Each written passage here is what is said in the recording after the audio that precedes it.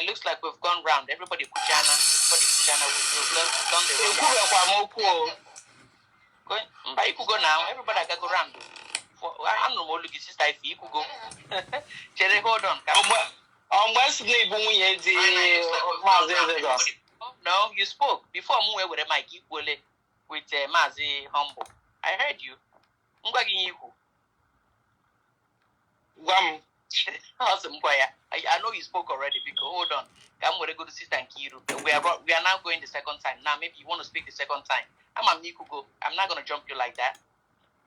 Biko, Sister Nkiru, go ahead. I can get the name. Biko, one name, maybe I'm going to call Remijius, which is a 191. Why I keep here a role model. In my book for the name, Dr.Ngozi and say, will I ever have this kind of patience? Why anyway? Ni na guya or the kind of some million put the thing are they shake it in. On a well way annually. On our bounce.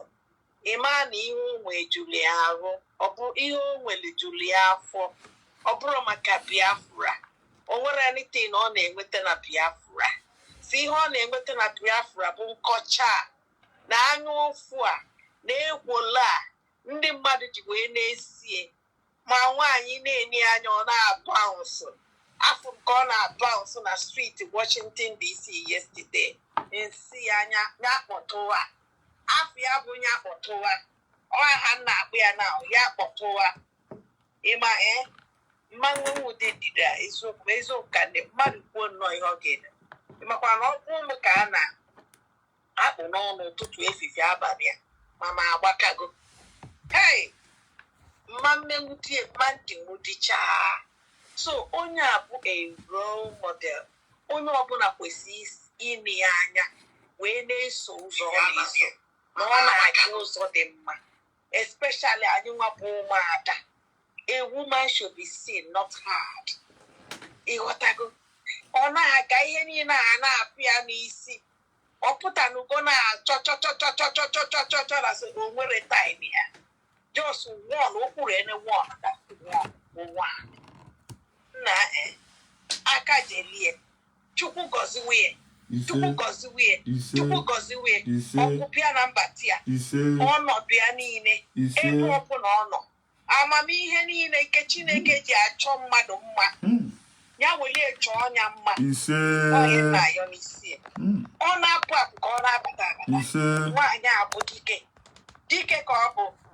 Oh, Dr.Ngozi ORABUEZE, I salute you. I salute you.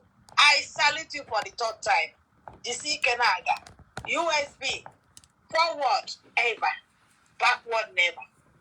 Onye ọbụla jikodo no ka jikodo onwe anyị ajụjụ na mmadụ gagidere iru gawa azụ ị ga-asị na onye anwa na-eme ọfụma mba onye anwa na-eme ọfụma mba o ndukwu mmadụ nọ na-aga n'iru na-aga gawazi azụ kedu ihe a ga-ekwu about it biko Chineke gọziwere m ORABUEZE gọziwere m gọzikwesịrị m ekpe m tika Ika Ojiaga, that sword Ojiaga, ya jisikwa enyi ike. Ka Chineke anyị wee na-echebe ya n'afa Jesus Christ bụ onye nwe anyị. Amen. Thank you so much, everyone. Thank you. Yes, if you look at her, Madam ORABUEZE, you see that she's very poised.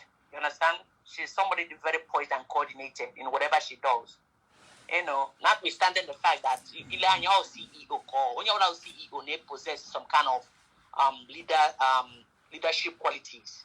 You understand? When you're CEO, you know Trump and you know Trump who's CEO, and then they authoritatively on our natural inbuilt, they authoritatively does things like you want to see a main here. But in keep us out, aside from those qualities, this Madam ORABUEZE possesses. Unanya, only open up that another strength, another extra energy. It's spiritual, you know, and extra energy now that possesses that person. So that when you also like the only question go like, you know, not the spiritual. I don't know. Like that's what I see. Aside from her other qualities, this woman no question go. She's moving. Mandi na koilu hakoro yes she's not. It's not affecting her of any sort. So she's doing what she ought to be doing by ndi nana ha. You know, so we are grateful. We're more than grateful. And Chineke ga na-echekwa ya binigwe onye ma ihe niile, you know, because we're not gonna keep dying like this. This is not gonna like at a point it got to stop, you know. So Sister Ife, ngwa kuzie ya na kuzie si nikube ama nikwele mana kuzie na Sister Ife, go ahead. Munye dim, yes, ya wuru. Hey, yesterday free here. Agbagidere m egwu na-agba egwu nwa nwoke a na-ajụ mami, why are you dancing? Still, you will not understand. You will not understand, my son. Ịma ihe nne gị na-agbara egwu. Anyị alabago. Nwaanyị ka ibie. Ndị ajọ mmadụ furu ya. Nwaanyị isi ọcha da prices dị. No na-erizi ego Biafra na-ebuzi ibu. Insult niile bụzi protein nyere ya. Ọ chọọ dị mma Steph. Ọ maghị onye nwe n'ụzọ akụ ya na-akpọ. Nwaanyị ka ibie. Nwaanyị dịkwa nwaanyị adịkwasa. We are so happy yesterday. Jenny Biafras are so happy. Ndị nzama, onwe ụzọ ha si agbata nzama. Fundraising na onye ọbụla ewere isi aka elu. Onye kwu otuche ego, nwaanyị dọla danụ. Because ebe ahịa na-azụ nwaanyị na-enwe efe ịkọ atụrụ. So ha jido fonu ha kparasịa fonu ha n'aka na-awọchi ihe na-eme na USB. Otu a ka ha ga na-awọchi nwaanyị a na-agbere ha sịrị ma. Otu a ka ọ ga-adị. Ọwụghụ ndị Mbesaịdị na-ere kwilikwili na Remijius na-ere kwilikwili na ihe anụnwa na ọ bụ Nigeria ga-ama m ebe ọ na-anọ. Because aja ihe anụnwa aja yelo bụ ihe juru n'obodo ahụ. Ihe a dị ka Nigeria ka ọ nọ. Ama m ebe ọ na-anọ. Ọ gịnị ka ọ na-akịrị? Okay. O tiri ka ihe anụnwa ego Malawi na ala juzi agod nwoke na-arụ. Agod ya na-arụ na Remijius agod gị na-arụ. A chọrọ gị $200 ka ego ole ka enyere gị wee jee kpọsa kwilikwili na sweet. Ka nwaanyị isi ọcha nọ na kichin. Ọ na-eme nlekọta palọ ebe ọ ga-anọ eme. Ndị a na-atụzi m ọchị. Negodi ka palọ ha. Ebe a ka kichin ya dị, ebe a ka ihe niile dị. Useless woman. Nna biko onye ka mmadụ anaghị agbụ ya drọ. Nwaanyị karịrị ha n'ihe niile. Ọnọgatakwa ọgbere ha sịrị ma ha na-apị isi n'ala. Ọnọgata ọgbere ha sịrị ma ha na-apị isi n'ala. Ọ gbeela ha another film again. Ha na-ekwugharịzi ka eke amapụrụ isi. Useless people. Udo dịrị ụnụ. Ndewo, my sister. Ndewo. Said it all. Ile anya na ihe ndị iro ha na-agbagharịrị because of nwaanyị a na-arụ ọrụ. Ịma enwe ndị na-enwe ha nwee a na-akpọ ha what they call it like a boss or supervisors. Ịma ndị na-achịkwa ha hụ na iwu somebody like you're always on your toes. Ndị na-adịghị serious, ndị na-achọghị ị na-arụ ọrụ ma ị na-arụ ọrụ na-propel that company or that organization.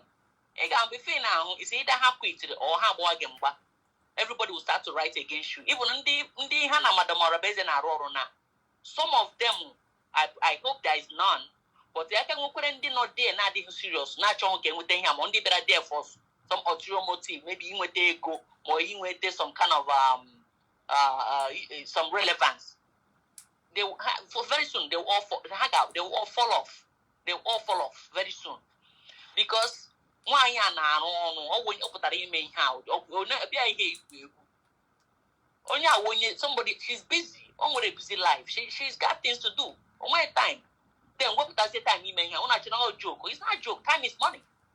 Time is money. Nelu wa mama kandi no na usu. I just need room from Monday to Sunday and again they are gonna everybody know time is money. So one year over the time you may have, she's really meant business. Are we be a fairy on my call? No, not social media now call rubbish. At that your Amaligo, my sister, the good born name brokers, Yachina Yagwagi, Utoshua or Eliguanal. Stupid woman. O two Hogan killing an envelope, beginning comedy. Ya, do my name where I was oh game, cake is a malo, game, you wait at them, game, cake is your mal. Very foolish woman. You want no, even after those things, I will swallow the last time. Maybe I'm making way him and you're making way him and my I don't know what to say, but you're not you going to go no man. Makandi Hannah, Madam ORABUEZE and Aron. That woman is out to work. She's out to work for Biafran people. And you on a minor, she's following the template. So Makandi can not there check on her, they will bring her down or not being serious or better for ego or better for anything. I'll talk about a spirit of Biafra, she should go up with that one. Because she's always serious. I am going now. You don't. Nobody needs to be told. Even when you in a non-thing. I don't know what to say again. So we're worried because USB. Follow back. When you not follow back when you round. So Mako Remijius Nando to Adaka page. Machamaka Jero, I don't know who my Choma Gilgama, Chioma Gama, whatever you call yourself. Mani Professor, Mani Professor. Me mamma da book in Yarala, who called Joe Nabuishimi. In a win a mega man, old man like you, old fool. Equal see like Nulo, not much. Ye pota in a BJA Chego. The Queen so Racha on useless people. Ungejala wasted them, not ban. Oh, Biafra and Rolum. Here on name, about this will work upon again when I before that on account. All Wallaka Madu. Ungejala wasted a million, and I was you know here, and I was you. One of my human name. All love of money, all will be very bad thing. One of my human name. One of my human name. A queen sugar, when he gave it to one by one. You will repeat. You're not gonna run away from it. I hit my mic because when you're always something equal, when you're not happy. You can raise your hand to speak the last time or something. Okay, Remijius, go ahead.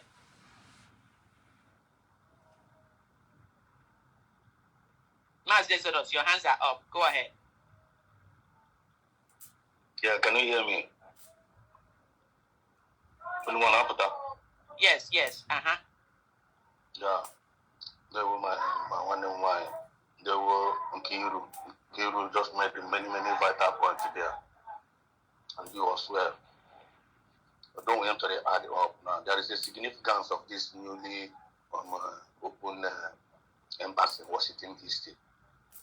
Yeah, a very big blow. A very big blow to the number one to Nigerian government. And a very big blow to the fallback agents group of companies. And don't only USB with the official original government did they establish this certificate after Finland declaration. And this officer are in Washington DC. Washington DC came a prayer, Madam Tabira. Yes. Washington DC for that matter, the heart of America. So all the Donald Trump now that's all could go over. This your newly embassy, USB, United States of Biafra, in conjunction with the United States of America. One knows one and one neck I was in now. You have to go. You this is well facilitated now. You need to about this week now. Dr.Ngozi is smarter than every other person you can think of. And the young one is talent achiever. Also someone now all the well focused, all the well organized, and all the very progressive. And I like a swag. I'm like, I don't know how to express this thing, but I'm not naga. This woman is very smart and not very wise. So with this declaration, with this newly official family prayer now, Washington DC, What to Mundezu government can about kata na. What is it to the brig is to a lapu? Because ne brig na Nasika with Tono, near the bound our office in Kaha, which you man all fake. One and done again ganga very soon. Done again ganga very soon. Just come just drop where like that here. Unkuepo in Unebu. How could you over? They were my job could over. I have an idea. Illiterate. They are like had the soul, brain had the soul like dollars. Brain had the soul packed up with garbage. How am I on? Okay, me hananya. Coaches, as coach, go ahead.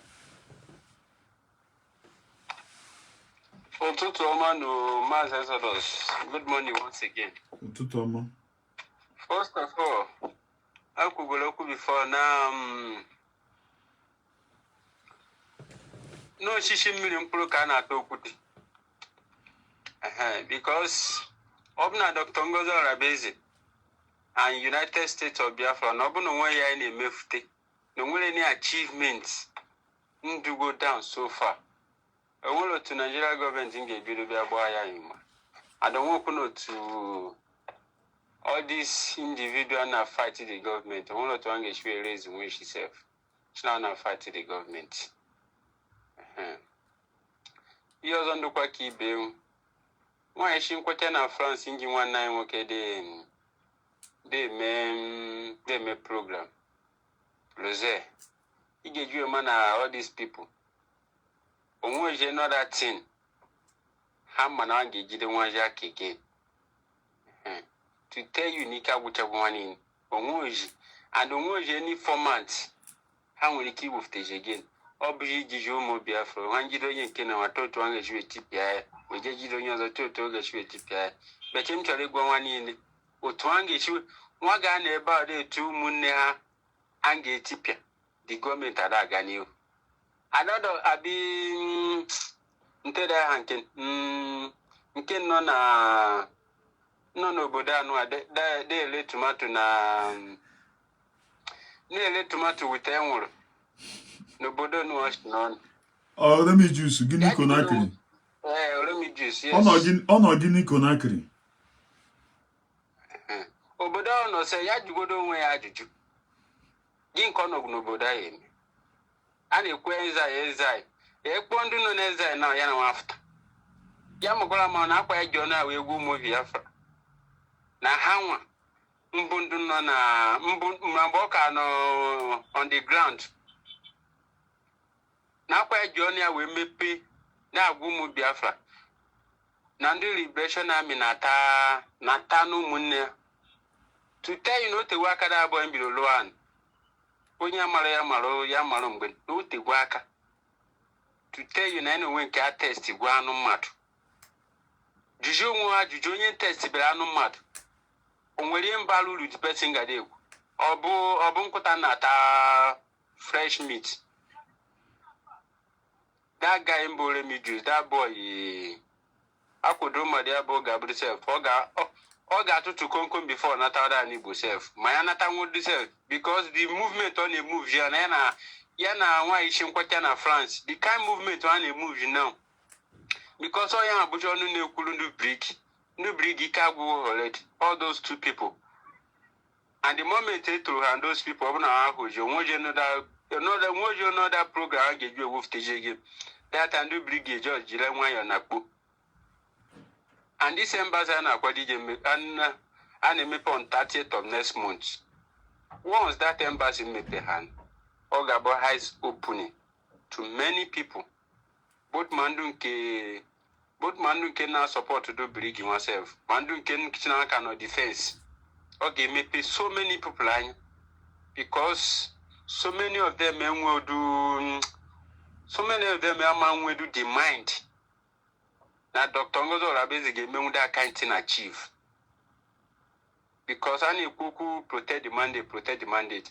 Many of them are come about that thing. But that mandate and the thing do not inform of when you go to primary school, go secondary school, when you go to secondary school, go university, you go to university, you get to all in all. Maybe I like when you gas for service.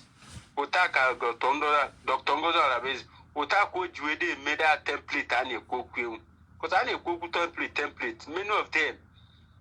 Chenwe declare Jahanos, Chibozobo. How with so many things. They could she do on the ground for the fake that kind of thing. If the time reach to match, yeah, you know, I call say, I can do this. Can do full at all. Can land herself. All this thing one on a social media day. Do bleak. I got Carol no man who need you before I came beyond Ninan. I hit my mind. Thank you, my brother. Hapo how my hand how my hair, and I go and follow template. How my hand Ega by hand, after that declaration. Giga Bahagajun the Kesindana, Bondi Africa, in the America, Medahaya, Yedata, Ndana with a diamond, not you go after a while, got president, how about child somebody. In a name, our war criminal. Because of Ogara, may open your war now, and you wish. So in Hachoka, Madam ORABUEZE, because all Mukukahawa, deep. I got what we always take a mayor. Didn't make sense. How much? I got people on social media. I'm not expecting them. I'm not expecting these fools. All this in there, and deep bricky. I'm not expecting all those era, all those bullshit that the other man. How on social media? Then how are they gonna make their living? And where I go, Haji, after that, all receive payment from Ogechukwu Nkere, the $400 up here twice. So they don't have any better thing doing. All that social media, on your make it their living. So I don't expect them to disappear. Even though anyway content to talk about, they will still create one. Because in there, I'm a bunch of illiterate. I just walk on, had their bagana name. But the labor name or because of Guinea, a bunch of hopeless people.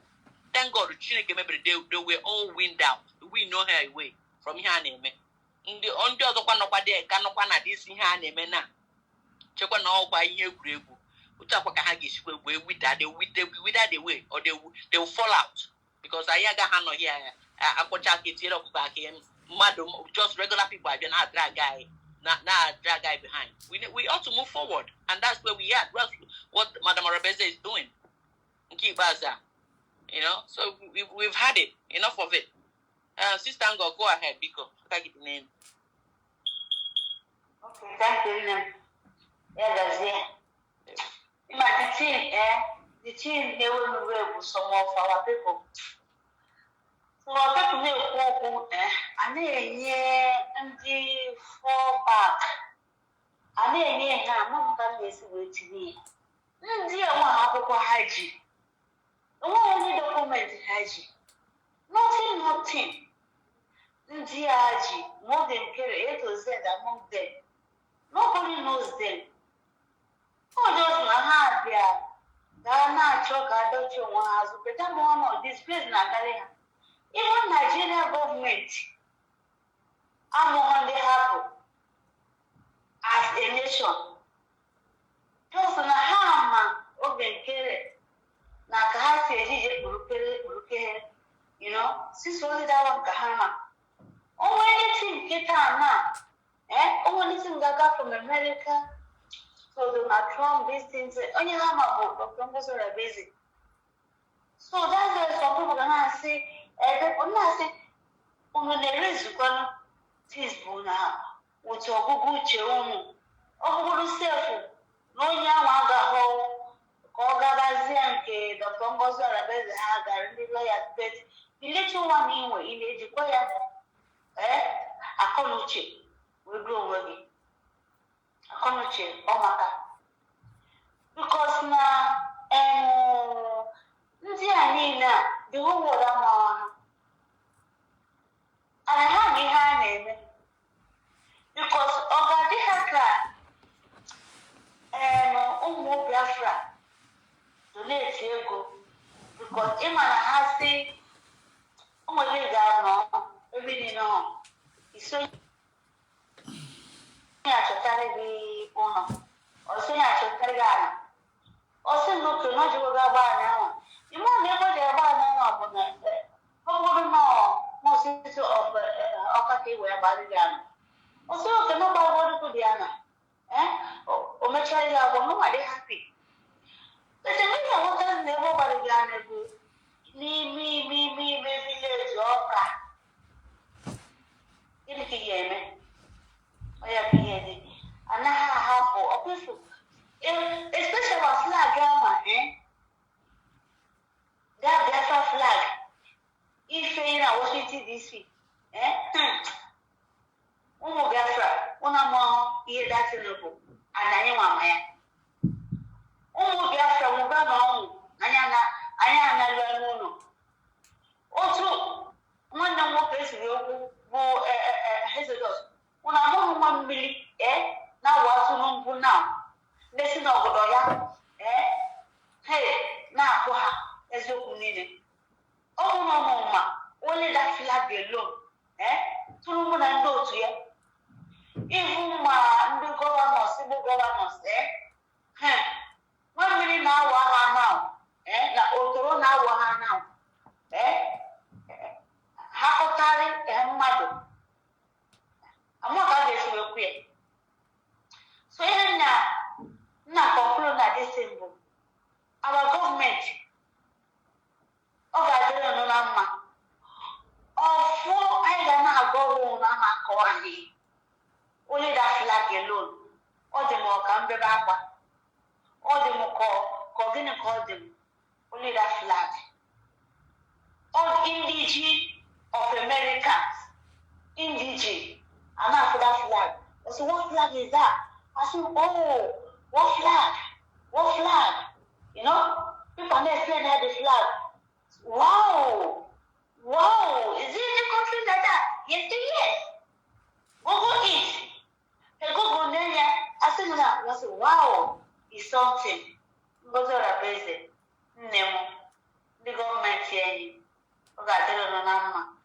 Then I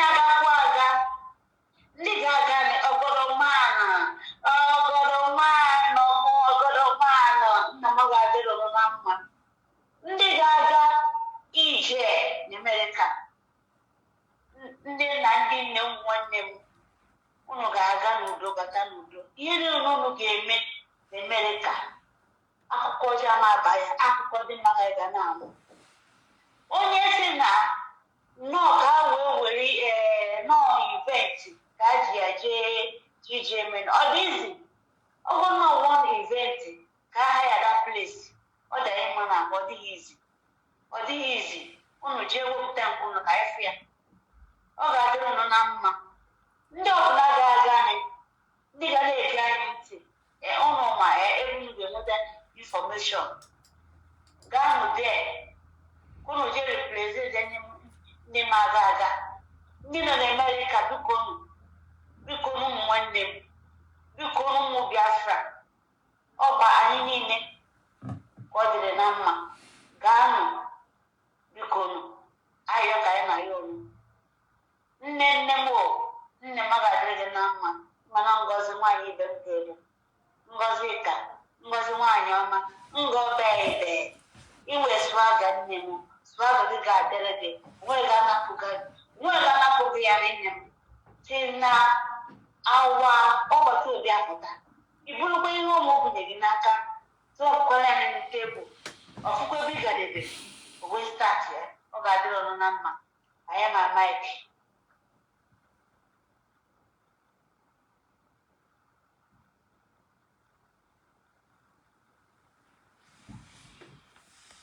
Auntie J, you gonna?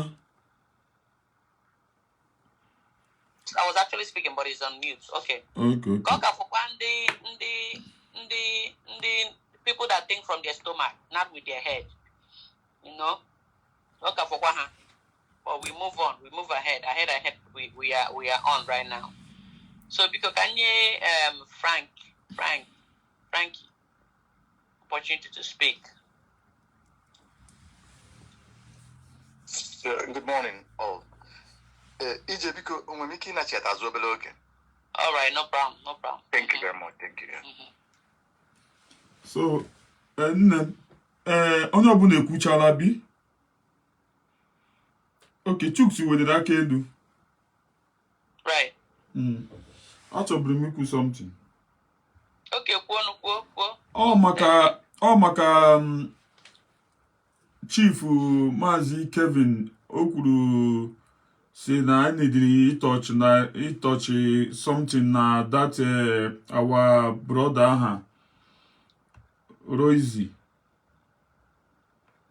Okay. But I choose good which are going to share. Choose a way to like ya. Okay. That Ross, whatever he posted now, or young old there now, or because on your over the bring here just to nah the thing on about me like those things. Okay, on your Ross now. Mbamba, owoge that person, owoge ka ha kam na-ekwu. Okay. That's our brother no Finland. Oya kam na-ekwu owoge. Oh, Rose. Yes, Rose, yes. Kene kwanu ka ga-ekwu owo ka ga kwuo okwu ada garbage ada dị ọra mma. Ihe m nwere m ga-ekwu the guy ọma ihe ọ ga-eme ọ chọ ka eje team aka ma ihe ọ chọrọ ime ya mee because he na-agba egbe ọnụ na social media onweghị isi. And then why would you want to bandy words with an illiterate? Why do you gịnị ka ị na-aga back and forth? You don't have to prove nothing. Odiri ndị ahụ silence is the best answer. Ịchọkwa ime ihe eme ka ị gaa on the low mee ihe ị chọrọ ime because ama m why the guy ji asa ya okwu. Like they kind of going back and forth. I don't know the guy need to prove or not born and all that. It's not necessary, honestly. I don't pay attention. I just paid attention today. And call her change go. She's about she's a dying horse. She's about to fall like off choking falls in cave. Even not fall go back. Or just falls in cave your game with disability right now. So my brother Rose, I don't know why he's paying attention to this woman. This evil woman, this evil witch I don't know why Ilana, she's a sick individual. The Adediorama is mentally ill. Don't get it twisted though. You must say when you go a chum come wine do for the maybe and when circumstances maybe mother Anna on a deep or guinea. Only a different case, but the case that your Rama case case wins to working in Morian Otapera Hatapia. O Buruha. Or that your Rama Buru, those men, not him and those men, and when any kind of and when any influence now working under ya. You understand? So although here she's a living witch and she's about to die. So I don't know why you're replying to her. It's not necessary, honestly. So my brother, my humble advice, ignore her. Ignore. I'm when they got to work when you Mba, or generate ego we hang, more than she's coming to shout, because only the content with ego. I'm telling you. So don't and they totally reply yes something else. I can prove proof you she's nobody. They go to classless individual. Up with an identity is teenage, you may not wear when you did and where you all any teenage konyara. So my brother, you better advise yourself, honestly. That's what I gotta say. Who else wanna say something about that? Sister Kira, go ahead. I can't get the name. Let it be a final conclusion. Right, Sister Kira, okay, so you're taking 2 minutes to talk on this. 2 minutes. Okay, my sister Ije, I'm only 2 minutes. Oh, I can 1 will count. Okay, one more to be go see her face. Imana, I don't wake up. Okay, one madon. Okay, Chicago. Edemonya 10 pounds. Abamonya can get there. Okay, can we kobo this can we kobo this. That woman, me a kocha madu. Edemonya one kobo mango nyang. So, all come more to us where they could go see her because we are not broken on a category. You man, I did your man will go say, what you know, open up on a social media. Most of us will get high now, right? You're very busy. But the high you were put up with, just like this man, all up with Simon before. Half really know you have for now, more now, now. No, kita, go now, what we do. No, I did your man. Most of us, we were silent no while. Now watch he and I can because he and I can on a gamma. But since he but I will cause for commotion, cause over now choice one day Biafra, was Zugadi. Yeah, but I needed the way being simba. Kaideza nwanyị a no nwanyị ibe anyị ka ebo. Ta adadi ora mma. Ihe anyị na-ewejele ọnụ ịmara onye ọ bụ adadi ora mma ịmara ya. You don't negodi anya. Ị ga-enegodi anya ma ọ na-eriju afọ ka ọ na-eriju afọ. Adadi ora mma. Wepụtala anyị. I challenge you this morning, Adadi ora mma. Wepụtala anyị ọfịs gị. Just like our brother did. Wepụtala anyị ọfịs gị gwa anyị ebe ị na-alụ. Ị ghọtago? So I support them na one night they are named Cabot. Now after this, now was their break because I did your Rama Bronya and waste time for. So go to now, and you forget, and most of them are Maronyob, how Malugo Yobuna. So now was their kitten, grand kitten. Now work I get to see or to see our Obogida Bogida Ogachukwu. Man, I did your Rama days week. I do go coming on for the second Bolumbi. Or there's week because. Obido today, tomorrow, or kunyo too much. Abara mi he na enye nwanyị ahụ ume. Mana ike gada very soon. Ike ada gada. Ike ada dị ọra mma adako. Ọjọọ su na-eme ka eke ịma igbu bie ego ọnụ. Ọ ga na-atọ ọnụ na-agwọlikọ na-akọ. Ihe a ka ọ ga-emegide. It is not nwụzia final. So, I support nwanne anyị nwoke. Otu o si wee gosi onye ọ bụ. Ada dị ọra mma gosi anyị onye ibu, gosi anyị ọfịs. Gosi anya bi na alu, gosi anya ihe bụ ụmụnne m ka ọ dịwa n'ụlọ. Thank you so much. Ndewo, my sister. Mary Chiki Ike. Elias akwụna na France. Okwe na anụ ihe a na-agwa gị. Ihe a na-ekwu na maka gị ka a na-ekwu. You are worthless. Ị bịa na-ekwu okwu gị here. Honestly, you are worthless. But ọ nkwugide nkwu ikwere gị. Because you're not worth it. I don't know where to start with.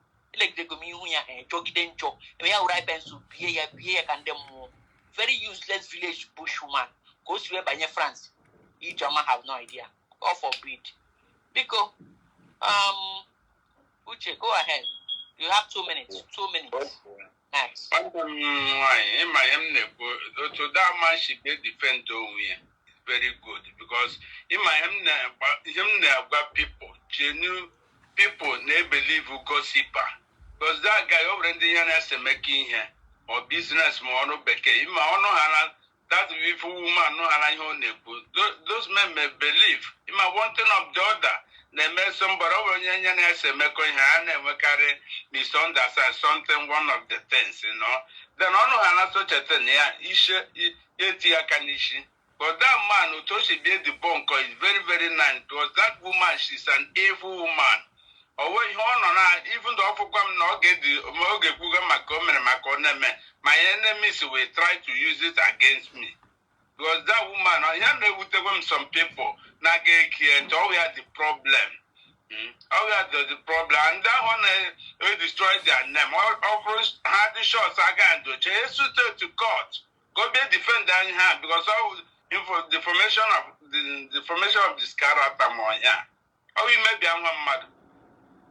And you will only destroy your affair. All over Ghana, France, about one. Get a copy of court to be my accusation. Or go delta will be proved with evidence. But say, may I have okay, cool is done by force. It's an evil woman. But then they be up for only like that evil woman until I was a corner. I'll Google and drop my mic. Oh, my brother. Oh, something again. I'm winding again. Honestly, because lay trace so her character, who her traits, the kind of traits she left behind, lay from beginning from Finland, and then first of all, kuna this already before, who told you? We've been following Mazin Namdekano. We've been following him, but we are on the low. Now watch what those illiterates. Now subjugate. Now watch until one can we've been there watching them. We've been there. And Gabon nonsense. Funding can again. I don't know where to even categorize you guys. Why Unyara? She's worthless. Legodu no traits, her character, Legodu no Toshi, Ihomere, from Finland, Yatikonyara, Tigide, not knowing that Omere, ulterior motive, Katie and Ishonachi, Iketia, as Onyami, Ganaga, Zungwa, Legodu and the traits. enwe egbe ka ọma aha ya enwere egbe ka ọma aha ya o ji ga wụrụ gị nwa ga-abịa ga na-azụta na-ele anya na ụmụ ihe ndị amị onye oshi dịka gị legodu onye niile ọ chọrọ nweta ya ihe niile ọ chọrọ oshi ebe ọ ga-eshi ezuteju ego o nweta those things nwaanyị enwugharịa n'etiti ihe abụọ nwaanyị agbanwee like this gbanwee there's a question against the government nwaanyị buru ihe a n'isi so ọ ga-awụ ya keke so unu na-eso unu kwesịrị ime origin of this woman for ndị na-ege ya ntị she's full of lies and deceit and that garbage represents darkness. She represents a witch. She represents a bloodsucker. She represents Omaya, Onata Omonia for Leon Woke Monia, Yahabia to say. Otapia Shalahanine. Yap wop don't work it. On a zero there, there's the evidence. Get. At that your Ramma. Go see I you new work again a hammer. Go see I whom digging the digger, get a home, or wolf for the abo, toddy, or the according to what I'm hearing.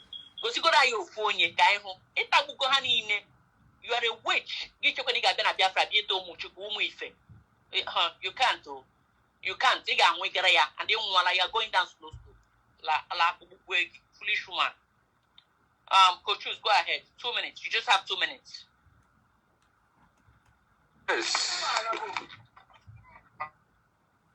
Yes. You actually put yourself like all these people. Najo Ntemba Epidur. First of all, this now about spirit of Biafra. Over the time, Ojianlo, and once you detain him, the spirit in Bahan on you. If you don't put yes, he will expect you. Like presently now, why she quite na flash na wa Rose Ntebon. I need to know here now. I do after na social media we presently now. It doesn't mean that I am a follow Mazi Nandikano, and it doesn't mean I am a follow Mazi Simon Epa. Oh yeah, ye melu all those things you did me now. The time Chuko Kikabia Mancholo. Komu Wambido know our voice. Okalupi. And that is exactly time Chukun Torina our voice. That is the reason why you don't know what to do before. This channel, I know them days those man now. I got to work at this channel but the time and the season Ombulayon did you whoop to this channel outside Akalupi. All since after the declaration, Chuko Kabamu Waje Ombu, the time he gave you a video, na that time alone. That is the reason why you put that. And then put up Tajil. Nduni the branches, no de chede chesef. Chuku metukwa haka, na the time a logo, or ya JJ mi that the same fruit, that fruit ben and neighbor that me now. And then do na no quite or blue man then go you blue for encourage blue man nap. The here na near blip. Mbemazi Simon Ekpan no the self. Or blue many people no around Bono now. Even don't get a good open na X. That time handle do much like that. But that time Elugo, that is why everybody come out. That is the reason why everybody in Jufta now, that they go. And Nduni Nena Eboano. Now, that juju. In Tebe, I know before. In Tebe, I know before, Mbemazin the canon. In Tebe, I know before, Mbemazi Simon Eban. Anybody may Polonia draw that kind of attitude. That is to tell you that that person will honor that agenda. And that is to tell you now that type of person Naka gave you very soon. Before that 30th of March, say if I give me pay that embassy, he got too many, he got through all these many people. These many people know now, he got it to it. He got to do this. These people, this particular person can make exist. In Tebunian or can make exist. You go don't want to be jelly, no, he jelly. We jelly and men came. Mgijere na-eme nke mmadụ kind okwu na-eshi nọ na-apụta. Even Chidi nke nọ n'ebe ọ nọ now self, the kind okwu na-eshi nọ Chidi after. All those people, where are those people today? That is to tell you everything with the time and season. And the time will Hana, that thing they just will disappear in the surface of the earth. When she Kwajana France, gonna Remijius, who she know Nabo.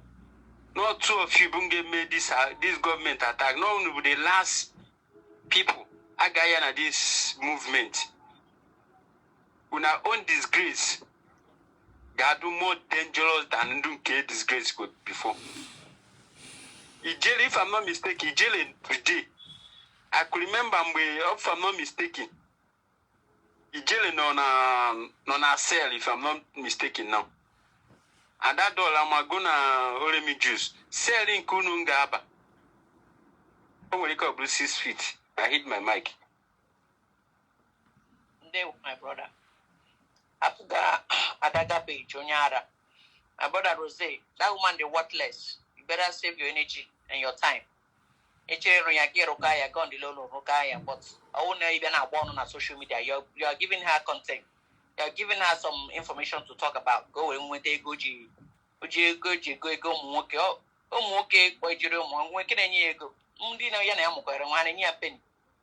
make her money through there, through the garbage on her corner. Very worthless woman. When no shame. When you're a woman self, I'm not even that way apple. Like just boy she anyhow. I don't know what to call her. Rubbish. Because Sister Ngo, go ahead. 2 minutes. Okay, one.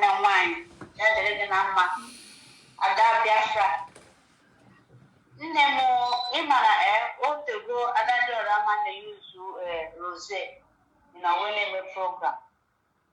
The man, and they keep quiet because Imago, Nasna, okay, Nasopaka, wine. So, half one all over the world, but I okay general people Nasopaka wine well, or Ropada. What to go, OG, that gentleman named the program all the time. All the time. You know, in my house now, and according to Rose, even you know, and you know, Rose the man has the same place, and the man I confirm, then I don't have the same place, but on one idea. And I said, the same village, you know, what are these sorts? And when you're on a Rose on air, that man is with oil and gas. From Nigeria. Imana, oil work to my people and a harmony, you know. So, Rose, I'm not my person, but only my person make everything Rose, and Obez was in that I think Obez on that Finland, no, Obez in the English country now. So, and he also gonna other man, Imana, time like this, or doing ya, or Chocodonia, or back, and can them madam believe when there is no call you. What the Rosettes will be, if you can Rosettes will say that you're going, all the good. So that people matter because of and Rose and Rose and the PM, you know, PM they do use it, you know, because of how there's the you know, how there's women PM like that. You know, now we put us in person. Many people know on that. You know, PM they do use it. You know, if you only cause Hana or when you have one or it's a Panama, you know, then we can put a katana. Then they Kuzoko, you know, other man with Gianni. Who should they put that? Who is that? Is that? Who is that? But someone know Yawa. Now I PM now, So you will be the bunk one. I like it. I know the bunk in a big way, or the bunk in a low way. And the bunk nasty, and yeah, banono. Another car banono. Go to put and look another thing again.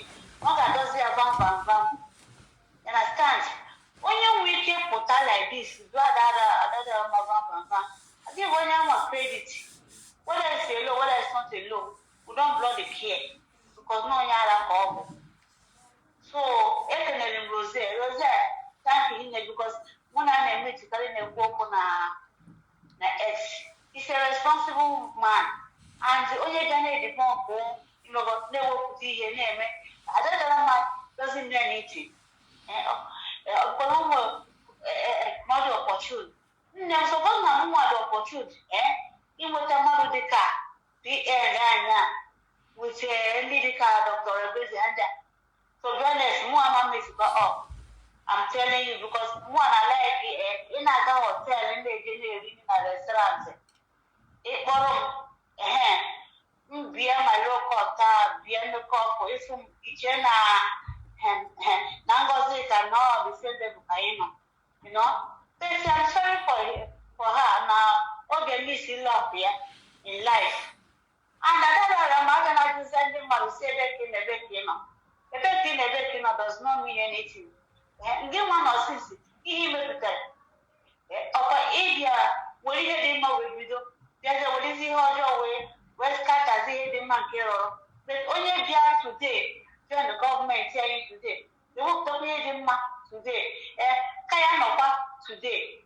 So don't ask that nonsense question. You see, my EJ 101. Thank you very much. There was Sister Ngo. In our mind, dear. Very foolish one. Yana how be there. He be there back in today. He be there was show the correct city. Give Bruko Shang. Oh, she's where came from Nandikan. Give Bruko Shang, Bruko, Putekraina, USBI. Ino Kembe 19, Ino Kembe beginning of Biafra. Not one now. And when him and achieve, we sabotage your name. Now, boy, should you get Ike? Open out the God or the God as room. Oh, he just get him. It's sabotage in a child walking in a monitor walking in with they go na Biafra. Now, I block my boy Ike. You'll be much of a hang with your wine. Adaga Bay, Adadora, and Jogoagan now. Even a name, Meggie. Even a name, Meggie, wine jom. Even a wogi. Each and I am Maggie. In a gabo, Hicha, then she gave that social media, they pull weight. You are nobody. You are a piece of shit. You are a trash. I'm maybe a man analyze that guy, not where Rosalie, look at you. Common pronunciation, Rosaline, oh, here we are Rosaline. Common pronunciation, common hankete. Here in nature, an illiterate kewo, classless. Non alien, not wash, not try, mother. Like you full of you just I don't know. You want nothing. Ihe na na-emegi. Ị ka nọ na social media na-akọ iri. Ọ fọ ndị gbara gị nkịtị. Ị ka nọ na-akọ iri. Nọrọ ebe a na-eme na ego kọmputa ya. Na ego kọmputa. It's not like that. Na ego ka mmepe ya kịta. Enwe ife na aja. Na-akọ iri. Ihere gị self na-emere m. Very shameless. Very shameless. Ị chọghị ịlakpu. Ị ga-alakpu n'ọnwụ. Watch out. Ị ga-ahụ ya. I know who else needs to speak. Sister Ify, are you there? Take your 2 minutes because we're rounding up. Sister Ify, in there? Yes, I know, Okay, 2 minutes. Okay. Ada diorama bo ụgbọala gị. Ọ na-asị na n'otu oge ya jiri bido. Ada diorama. Ese na onye gbacha ọsọ, onye rụcha ọrụ ọgụkọ, onye ba n'ime ọfịa kpaa nkụ, ọchịkọ nkụ ọkpara. Anyị agarugo na Biafra na-agụkọ your blessing. Gịnị ka imegoro na afọ ka agbapụrụ gị jiri shame were pụ na the government? Ị kwesịrị ịdị happy self niile ị na-ekuru ahụ ndị timber calibers. Ama m ebe Maazị Simon siri kpọta gị were kpọbata gị ebe a.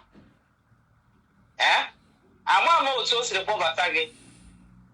As onye rịrị kpara ya nkụ na anaghị arị ya oge ọbụla. Opportunity come but once. You can't eat your cake and have it again. Ọkwago gị. Na ị gaghị eso gaa America. Ị gaghị aga na ọ bụrụ before ị gaghị ebe a na-etiri anyị mgbe tụwasị everywhere. Wa. Ọbadọbịa. Anụ kankam. Ị na-amụ ya mma n'obi ma ọ bụrụkwa gị. Chukwu kpọkwa gị ọkụ. Ị nọrọ na nwa nkọnkọ ụlọ gị dịka ụlọ ụrọ dị n'ime village. Ị na-akọghị iri asa n'ọnụ. Anya ukwu ngwụnwa ji ihe niile bụ ihe ọjọọ nwa nke a ga-asị a ga-akpọta gị n'ihe ọma ị nọrọ n'ime ya. Ihe ọbụla bụ ihe ọjọọ n'ụwa a aka gị dị ya. Ka ị siri dị like this. Ihe ọbụla bụ ihe ọjọọ n'ụwa aka gị nwa bụ ada dị ọra mma dị ya. Mere onwe gị ebere, mere ụmụaka ahụ ị mụrụ Chineke nna nyere gị bikọs ama m ihe ị ga na-agwa ụmụaka. Ama m ụdị ọdụ ị nwere ike ịna-adụ ha. Ama m ụdị tren ị ga na-enye ụmụ gị. Chukwu kpọọ gị ọkụ. Ada dị ọra mma. Ị ga-azụ ka ahịa laa ka ahịa. Gwara dị strọgụl anyị nọ ebe a. Na we dey here. Kedu oyibo ahụ ị na-asụ? I can't take it. We can't take it. Ada dị ọra mma na we dey here. Ị ga-azụ ka ahịa laa ka ahịa. Anyị nọ ebe a. Nothing mega. Udo dịrị gị nwa Chineke. Udo dịrị ụnụ. Ndewo. My sister, ọwụdụ Simon kpọbatara ya o. Nwaanyị a wụ onye oshi. Ịmasị ọrụ ya, o nweghị ihe ọ chịtara na nwụ. Enweghị ihe ọ ga-emetelishi. Like, ya ọjọọ ya usef gwa gị na enweghị ihe ọ dị mma ya na the cabinet ọgwụ ịnọdụ. Enweghị ihe ọ dị mma ya. Otu akpọ zu anya ndị Nigeria politicians n'ime ebe ahụ. Enweghị ihe ọ chịtara na akwụkwọ mkpu ọ na-eti. So ọwụ Simon kpọbatara ya o. Mkpu a nwo tigide o ji wee rụbanye onwe ya na ihe a na-arụ. Mkpu ọ na-eti na-akpọbata obi eke eme na-anọghị data ọbata obi ọ na-eti. Enwere ulterior motive behind it. Ọwụhụ Simon kpọbatara ya na anything. Mgbe ọ batakwa na cabinet ndị ahụ, Simon kpọbatara ya. Mkpu ọ na-eti, tirikwe mkpu a gawa Finland o. Tichazie mkpu a mesi expect ka ọ batazie ka Madam ORABUEZE tizie ya ma mebe ọ chọ ka eti ya. Nwaanyị onye ochie a na n'ebe ọ na-etiri onwe ya wụdị ihe ntakịrị this illiterate ebe ọ na-etiri onwe ya wụdị small place. So mkpu ka ọ na-eti o tigide mkpu a kpọgide gị aha na-eme ihe a ka ọ na-ashado gị na ọ na-eprotect gị all those kind level. From there ya rụba isi onwe ya na ihe a na-eme. Nobody she doesn't have nothing to offer. Even this broadcast ọ na-emesa ọ Igbo rubbish ọ na-asụ rubbish Igbo ọ na-asụ Igbo a na-anaghị ede. That's all ihe ọ pasịtara. This foolish woman ị na-ahụ. Biko ka nye onye ọzọ man. Maazị Exodus, are you there? Take your 2 minutes, biko. Closing. Rounding up.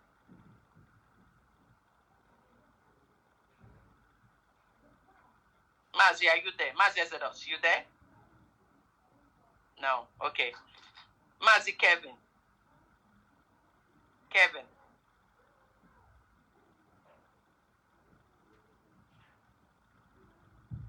Maazị Kevin, are you there?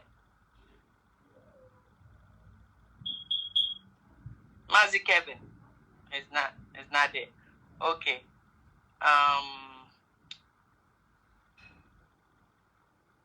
Can I? It's a very great thing to achieve because in is that New York? What do you call it? Washington. Sorry, in Washington D.C. That is where all the countries that matters in the world have their embassies. This means that Biafra have come to the heart of the world. Every person, every organization that matters will come across, will pass. Look at Biafran logos or Biafran logo. Many will do their research. Those who did not know about Biafrans, many will ask so many questions. And again, the Biafran embassy is in the heart of decision-making address of the world. This is great. What can I say? In fact, the joy, the joy is too much for me. And that is what is supposed to be for every Biafran. No one hear this particular address mean for us, or what is about to bring. So Biafrans, this is a great one coming on. And let us all, those who are privileged, make it a task to move to Washington, D.C., to witness another history, to be part of another history. Because there, it's going to rain. Men will come out. People that matters will come out. And history will be made. This is a great one. So having said that, in the case of Rose, at the beginning, when I watched, when I saw the video Rose did, I was somehow, I talked to myself. I said, no, if I knew this guy, I would have told him not to. But on a second thought, when I revisited, I saw that what he did was right. And yesterday, he did another one and said, he will not talk to her again. That will be the last time. So, Rose did very good. And that woman that is mad everywhere, we have said a lot about her. But because of the type of madness that she's having, she could not comprehend. Only can understand. So I think at this time, it's just a little sympathetic because now it's just like Onyang Wam. What do Onyang Wam is to commit him or her to the Mother Earth. Then I knew Nyako Bafia. Obalot Bafia. Ifela Brozinka, Ifela Bunkin and Gomoya. Obu that this woman Mwiki Jagobu Mwala Omwoke different men. 5. Mwa. Oh. Ndo, Nyando. Nkembo mistake, Nkebo mistake, Nkebo mistake, Nkebo mistake. And let me say, let me use the word of Adanne here.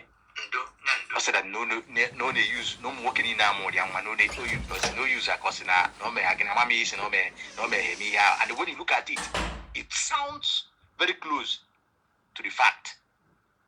Because if not, does it mean that never phone we can talk to her? So that note, I will not talk about her again because for me, she's gone. I want to focus on this great history that is coming on. And I will advise every Biafrans to focus on that. Know how you will support, how you will do things, even if you're not going to be there, how you will make an impact and good impact on that. So that these people that are parading like marauders, we will put them to where they belong. That office in Maryland that they hijacked, that will come to nothing.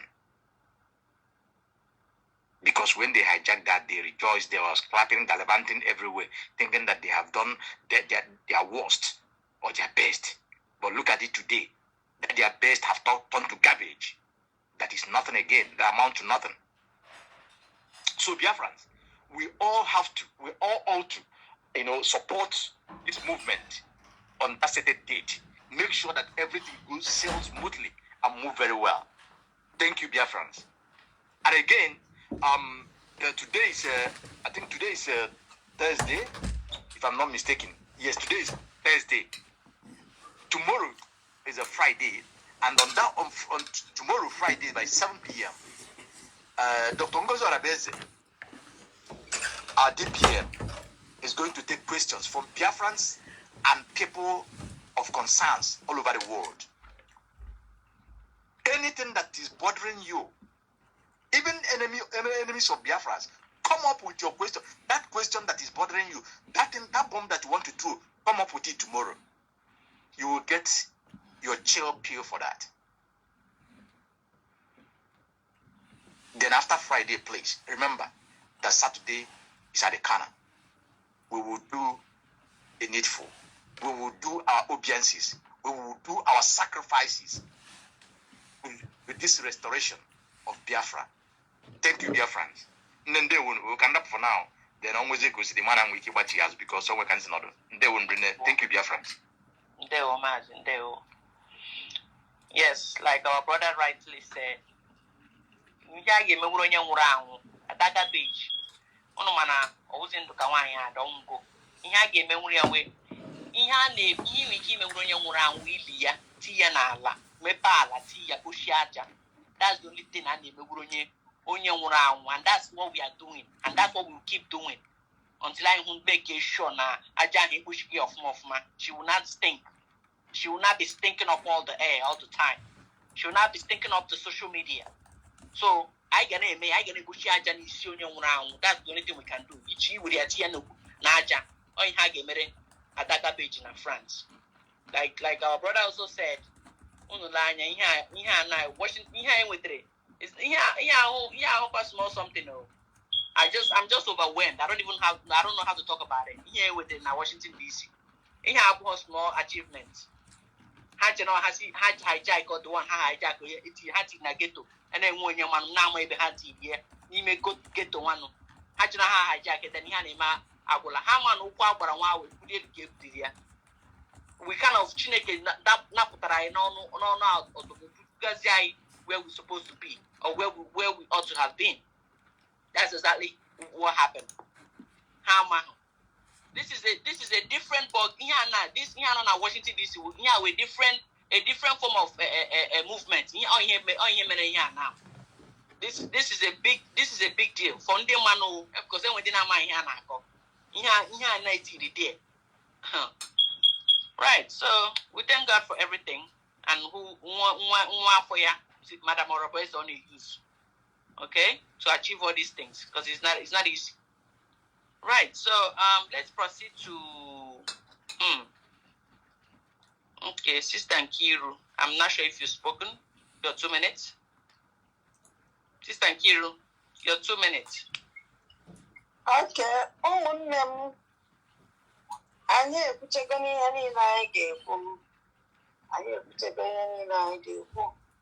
Kama n'ihe na-asịkwa onye ọbụla ka ọ mara onye ọbụla mma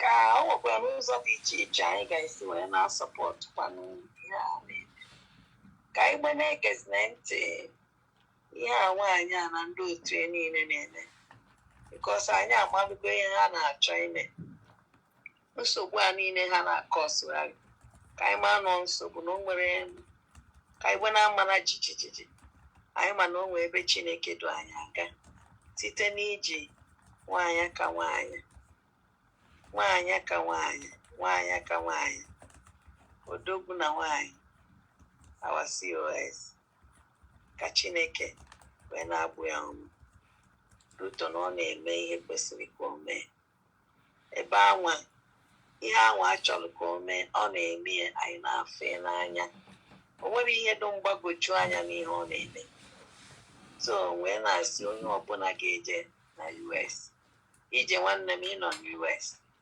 so unu nwee n'ike unu ejeje kwado m wee bịa kọọla anyị na ọ na-aka mma nke ndị anyị ma fụrụ n'anya tana nke ndị anyị amara so ndị a na-akọgheri ụfọdụ a na-akọ rọbish o nwee program na watch yesterday na ha na-akọcha Ngozi ORABUEZE mana anyị ma ndị na-eme ihe ndị a niile n'ụbọchị 30th of May etinye ka e wee celebrate our heroes ka o ji eje tinye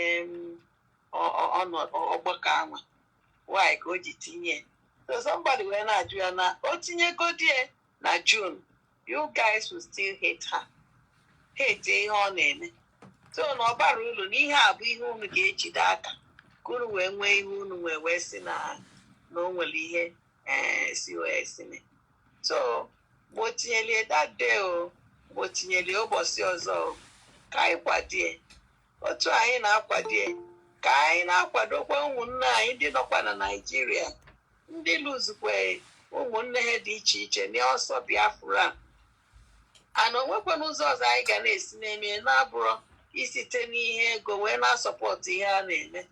Nke a na-enwecha charities a na-asọpọtụkwa ndị be anyị wee na-enye ha ihe ka ha wee na-enyere ndụ aka, ndị agbacha ụlọ ha ọkụ, ndị emechara ihe ọjọọ dị iche iche, ndị egbuchara ụmụ ha, ndị egbuche di ha na ndị ụmụnne anyị, ndị rapụkwara ezinụlọ ha wee jee angels anyị wee nọ wee na-agbagharị. Ka anyị sọpọtụ site n'ihe ego. Biko na ụmụnne m, o nwere ihe ọzọ anyị ga-eme ka ọ dịrị onye ọbụla mma. Ihe ọbụla onye ọbụla na-eme ka Chukwu gọzie ya n'afa Jizọs Kraịst bụ onye nwanyị. Ije nwee na-asịkwa na ndị sorry. You mentioned your uncle who died.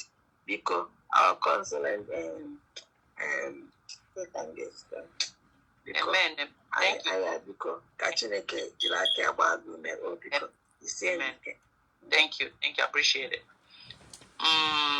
Mazi Exodus, you want to give in your 2 minutes real quick? Mazi Exodus. Okay, we got it busy. Mazi, Amy, are you there? Your 2 minutes real quick, because 2 minutes.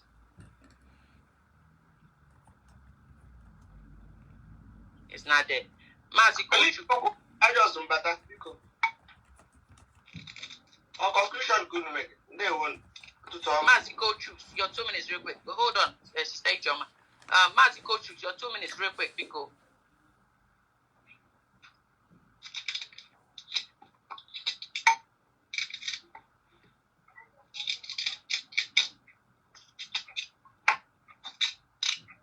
It's not there. Sister Joma, go ahead. 3 minutes, because max 3 minutes.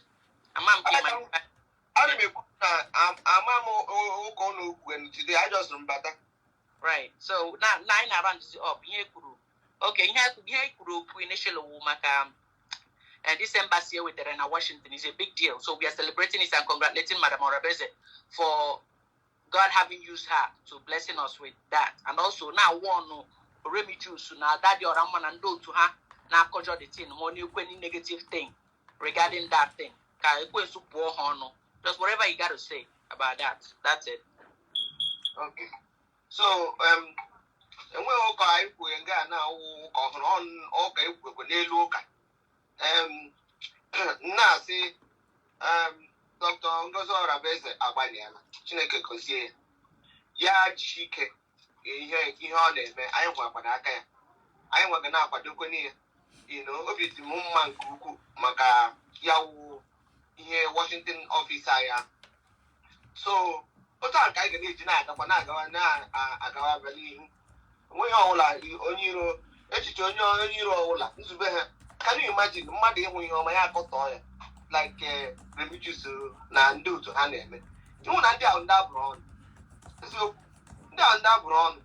So ka anyị na-aga n'ihu anyị na-arịọ Chineke ka ọ na-enyere anyị aka ka anyị na-enwe ka anyị bido nwewe recognitions because ọ ya wụ ebe anyị nọ n'elie na recognition onwe ihe ọzọ ọ bụrụ nke Biafra ya enwe ekwensu bịara late eme the declaration.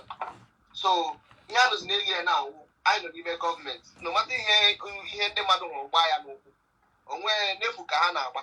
So ihe anyị na-arịọzi Chineke ka o nyere ya aka ụtọchịa mba dị iche iche ka ha bido na-recognize anyị because anyị kwesịrị recognize onye ntụ otu Nigeria situation si dịrị onye ga-anụkọta ya nụrụ n'obodo nke dị ụtọ ahụ so Chineke nke ahụ mekwere na ya ọ ga-emere ya ọ ga-ebute ya na isi njedebe. I have no doubt about that. So ka anyị niile ṅụrịkwa ọṅụ gbasara ya wụ ọfịs anyị na-ekwukwe taa wụ echi Friday then question and answers ka ndị mmadụ pụta bịa jụọ ajụjụ ọbụla ha chọrọ ịjụ and then Saturday just like my sister, one of my sisters said there onye ọbụla pụta financially ka anyị support ọ bụ eziokwu ihe anyị mere dị mma okwu anyị dị mma mana enidiri finance enidiri ihe otu ọbụla mbọ ọbụla onye ọbụla nwere ike ịgbanwe anyị ka anyị pụta jikọ aka ọnụ na-akwadokwe gọọmenti anyị because enidiri ego. Ihe ọzọ m chọrọ ịjụ ọbụla yọrọ emecha ọwụ the whole thing anyị kwuru ọ naghị apụtacha online because m gaghị check here online o nwere ndị m na-anụ ihe ha kwuru meanwhile they said something in a court ya court ka ọ gịnị onye m si m ajụọ ndewo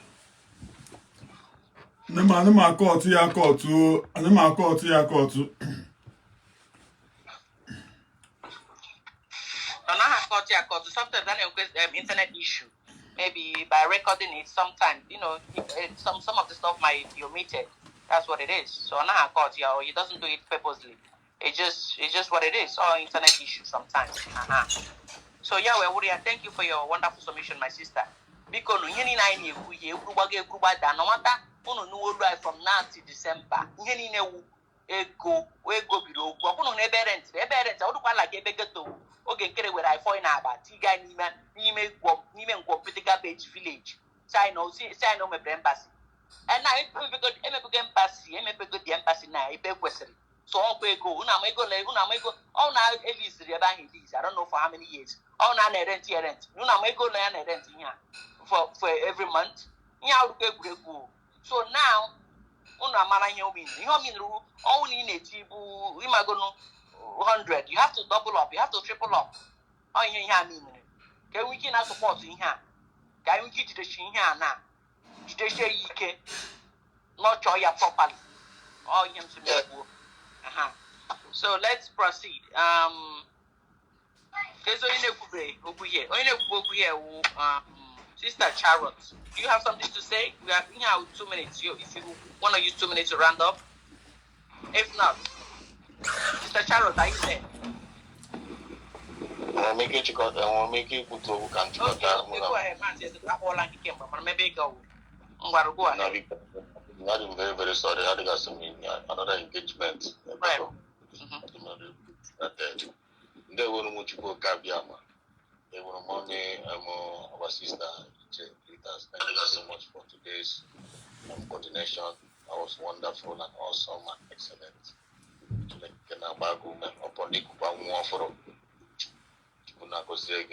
you, my brother. We are very, very proud of you. We are very, very proud of all our lovely mothers in the building. When very, very powerful, and you guys are doing a great job. Not easy. And the whole in our midst. We are going to make a catch up for my Yotago. And maybe let you know Metruna Kanogi. Where's Adioku? This is a call for duty. This is a call for courage. This is a call for motivation and a call for redemption. And you guys are doing it marvelously well. Because you are believe for Madonna.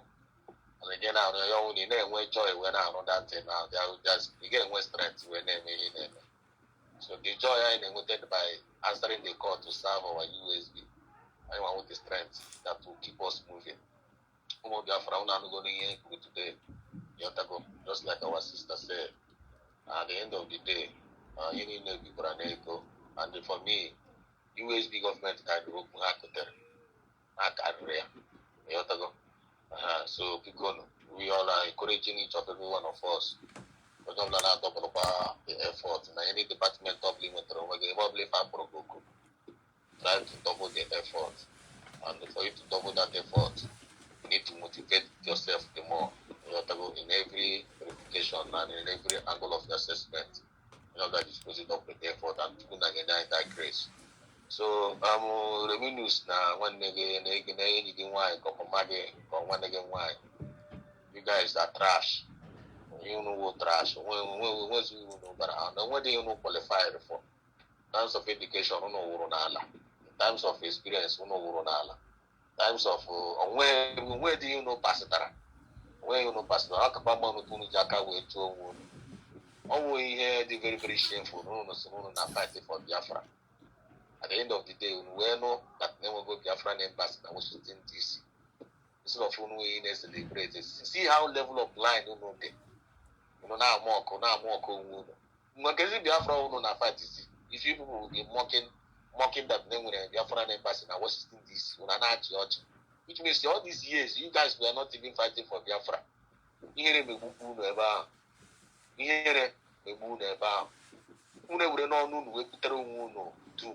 go iberibe we putoro unu. That is from next generation to come. Una ma unu na-etinye unu. Unu feel na just pụcha unu nye unu ego iji emepe shop ebe a na-ere sweet na chingom. Na my Nigeria na-ere ya entire generation. Iche no njakịrị ka a na-ama. Nwaanyị isi ọcha jiri because of na ama njakịrị ịma ụtọ esi agba egbe ọnụ. Nigeria wee jide ya entire generation wee ree. Don't worry. Agwa mkpụrụ ahụ na-akụ unu ga-aghọcha one by one. The times of Biafran government, they are moving ahead, no behind the other. So Ngozi, our men and women on ground, not on homeland, and men and women no away, they happy that human our side. And we are unstoppable, we are movable, we are unbribable, and we are unshakable. Ngozi, Mazi, humble, lion, you are doing a great job too. Although he's in every day, he wear this place appetite wherever and I to reach is the money after. So any challenges of leader regarding the network and go to both. Chibuna get that network how get shake. You say very win. And the more challenges are gonna be open through you. And when Kiru, Ekelenge, Kiru, Sunday so marvelously well today. Morning Ngozi, thank you so much for showing up. You are a great mommy. Uche, Mazi Uche, our honorable, the special one, the unique Mazi Uche. It's okay. Because Mazi honorable choose. Onyeziokwu, Mazi Frank, our honorable lecturer. Okoma, on our UK. You are great. I have from one meeting today. Ijele wine. I don't know here today. Mommy Ijele wine. I probably not to Ngozi. So there's also make a here. Sister Chariot, there will. I hear your voice. Sister Ifi to Ngozi, wonderful contribution and submission. Or Kevin to Ngozi, Mazi Kevin. One I want Sister Ifi. Now one no look thing by work. Muama in a book for the major no work. One looking for the Kubu mad. She came on in Ifi. She you are unique. One there will Chukuna, Chukuna goes on over no wonder. Come on about home to the Russia for another appointment.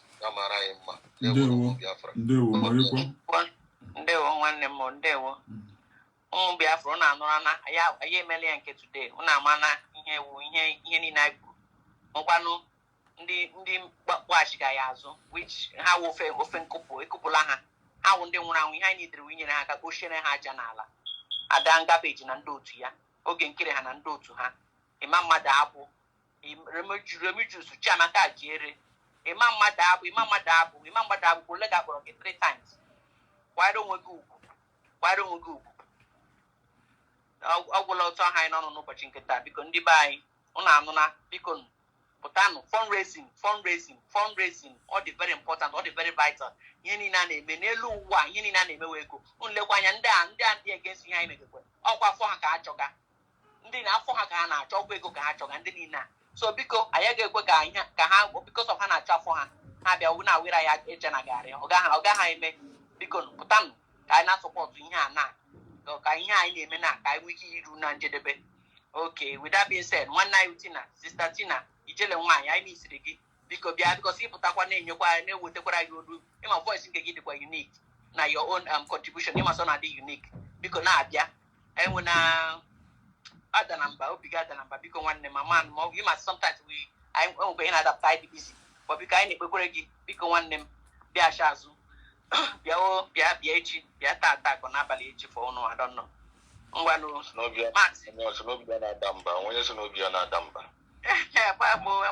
ya ngwonu ya bịa biko ya mee bịa Maazị Humble onye niile ekwuchana. I don't know if you have something to say to conclude it. Nne m ọ bụ ike na onye ọbụla kene Chukwuka bịa ma kene Dr. Ngozi ORABUEZE si ka ọ na-eme ya omechi ya ike na ịkwụ ya n'azụ na Chukwu gbaa ya ume kene ụmụ Biafra ndị benivuru unu na edikina igo Biafra na-enwego kọntrị wụ United States of Biafra ndị na-asọpọtụ na-akwado ya na-eme na-aga agasị ha mmechi ike na Chukwuka bịa ma gbaa ha ume dị na anyị nwa anọkwa ihe ya na-ewepụta taịm mgbe ọbụla abịa na-ekwu ọwụghị na amaghị ihe ọwụghị na enwe ihe anyị nwere ihe anyị na-eme ihe a believe me ọ na-aga long way enwere onye ga-echa ya dịka now ihe a dị nwatakịrị nwoke a because of ama m ihe enyere ya onye na-ekwu okwu ọma na USB before mechara bịa si na ọ kpọrọ ya vagi si na ndị otu ha anụ ụka from